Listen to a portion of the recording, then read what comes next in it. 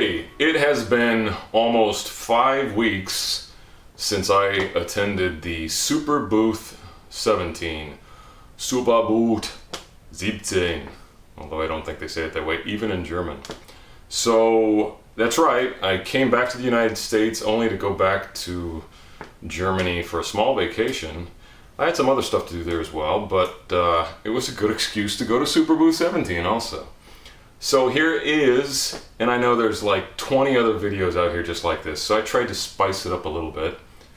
Yannis from Dreadbox talking about the Dreadbox Abyss. Now, when I went to Berlin, I was hoping I'd be bringing one of these puppies back with me, but no such luck.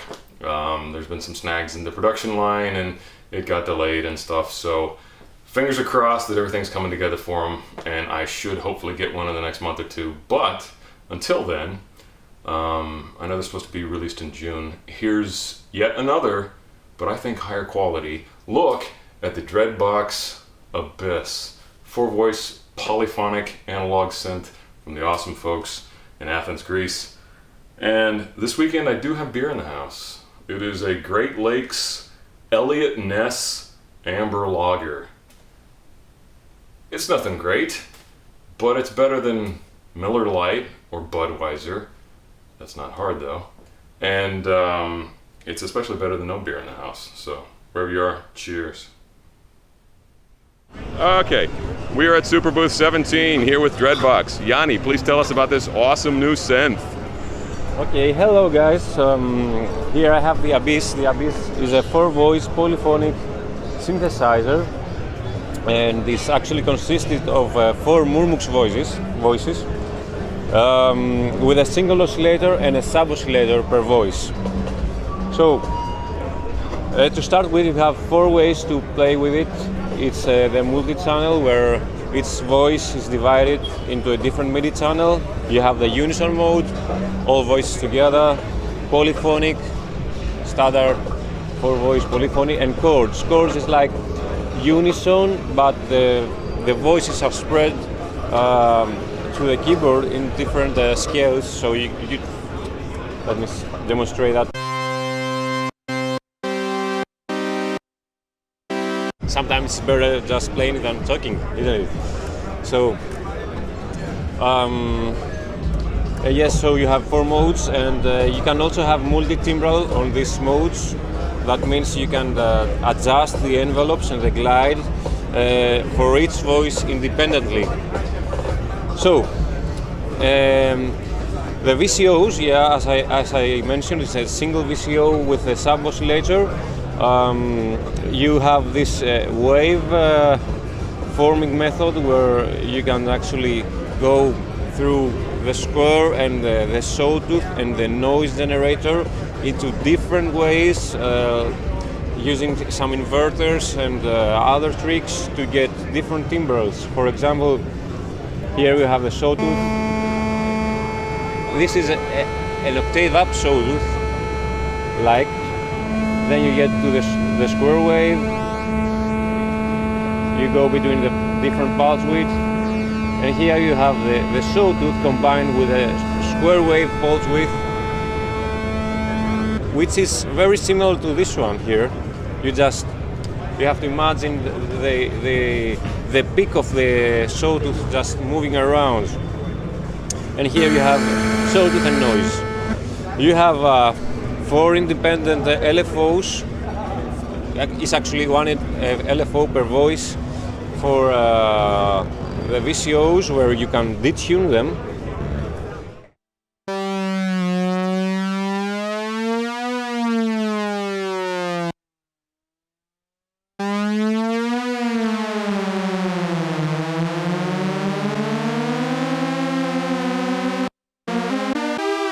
And that will give different. It's like a Detune method, but not exactly. Yeah. You could get a similar result from here, but it's not exactly that. You can also, through the Detune LFO mode, you detune the glide mode, the glide generator. so you have different glide between each voice. And then we have a 24 dB filter, as every Murmux has, with a dedicated ADSR envelope. It can self-oscillate like the Murmux could. And you can also control the envelope through the velocity mode, where on the one side you control the rate of the attack, and on the other side you control the intensity of the envelope.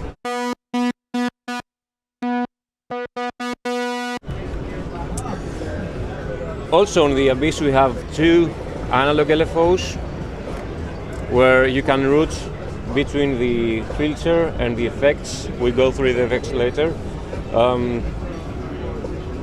which could sound wicked.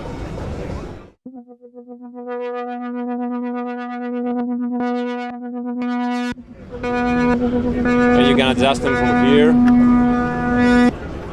And going through the features, we have a VCA with a dedicated ADSR here and a drive control.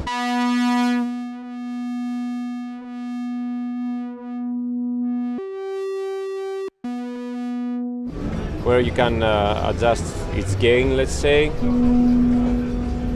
So afterwards we go through the change to a reflector. The reflector is a BBD delay which is capable to produce delays up to 45 ms. So you can actually make chorus sounds, flanger sound, or static sounds.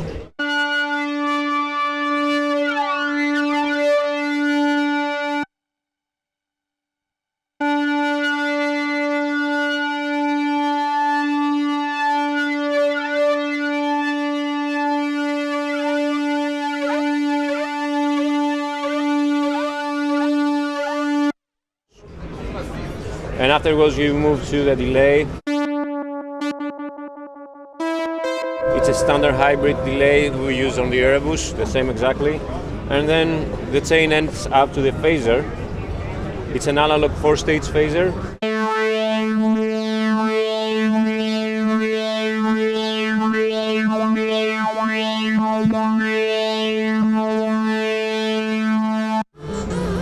And this pretty much covers all the features. You have some CVs also on the back. You have CV for the filter.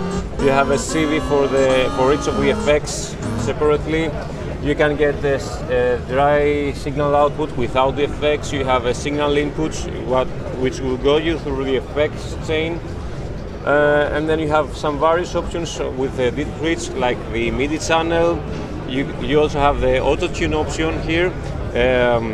To explain myself, this actually machine uses the Murmux VCOs, which are pure analog show core VCOs, and the problem with the polyphony is how you keep them tuned.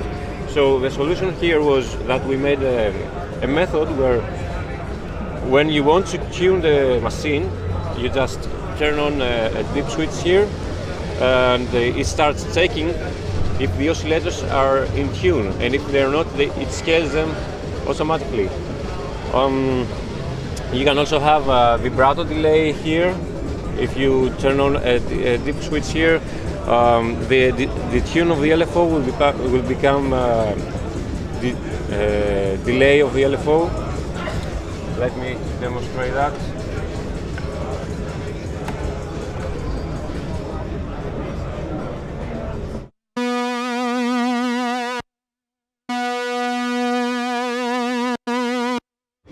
Easily.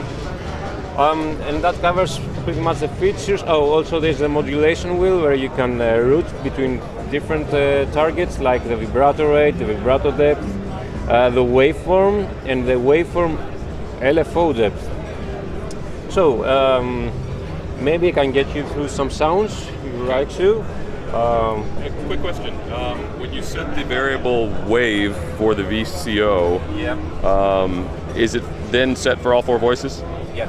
Okay. Yeah. You know what? Of course. So let's go to the polyphony.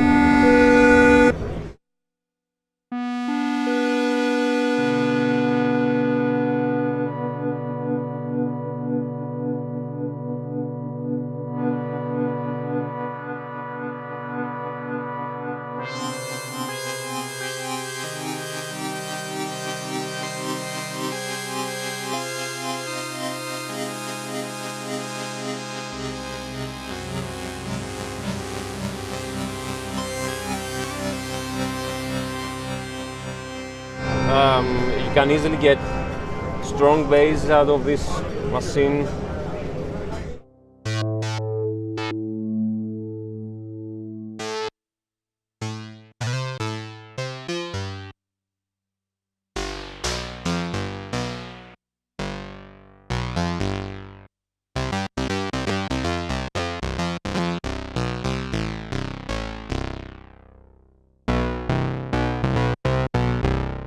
That is an example.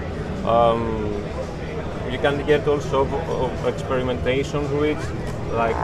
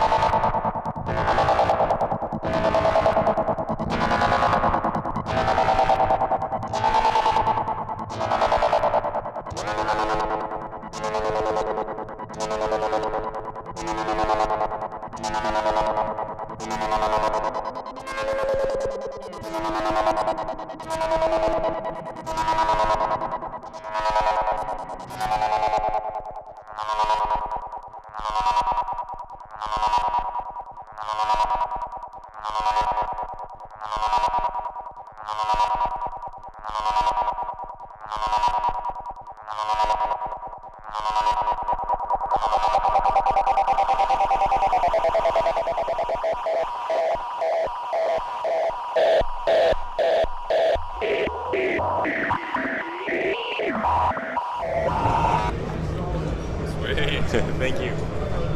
Thank you very much. Thank you very much.